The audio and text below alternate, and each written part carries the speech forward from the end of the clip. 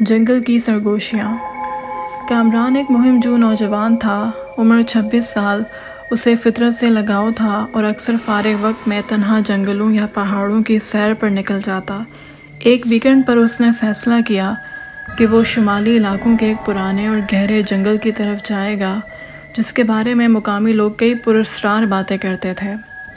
لوگ کہتے تھے کہ اس جنگل میں رات کو کسی عورت کی سرگوشیاں سنائی دیتی ہیں، کبھی وہ روتی ہے، کبھی ہنستی ہے اور کبھی اپنے پیچھے بلاتی ہے۔ مگر کامران جیسے لوگوں کو ایسی باتیں صرف دیسی کہانیاں لگتی تھیں۔ کامران نے اپنا خیمہ ایک پرانے درخت کے قریب لگایا اور رات کو آگ جلا کر بیٹھ گیا۔ ارد گرد مکمل خاموشی تھی، صرف ہوا کی سرسراہٹ۔ اچانک اسے لگا کہ جیسے کوئی کسی درخت کے پیچھے سے اسے دیکھ رہا ہو۔ اس نے اٹھ کر دیکھا مگر وہاں کچھ نہ تھا۔ رات کے تقریباً 3 بجے جب وہ سونے ہی والا تھا، اسے ایک نرم سی آواز سنائی دی، کامران۔ اس کا دل تیزی سے دھڑکنے لگا۔ آواز اتنی واضح تھی جیسے کسی نے اس کے کان کے قریب کہی ہو۔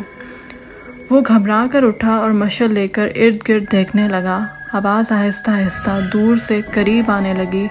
کامران، کہاں جا رہے ہو؟ اس کے ہاتھ کانپنے لگے۔ آواز ایک لمبی سفید لباس پہنے عورت کی تھی جو درختوں کے بیچ دھند میں آہستہ آہستہ آ رہی تھی۔ مگر سب سے خوفناک بات یہ تھی کہ اس کے پیر زمین سے کچھ انچ اوپر تھے۔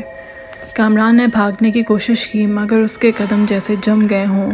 عورت اس کے قریب آئی اور بولی، تمہیں ڈرنے کی ضرورت نہیں، میں تمہیں بس کچھ دکھانا چاہتی ہوں۔ اسی وقت ایک لومڑی کی آواز نے ماحول کو توڑ دیا۔ عورت دھند میں تحلیل ہو گئی اور کامران کو ہوش آ گیا۔ اگلی صبح وہ بھاگتا ہوا قریبی گاؤں پہنچا اور دوبارہ اس جنگل کی طرف کبھی نہیں گیا۔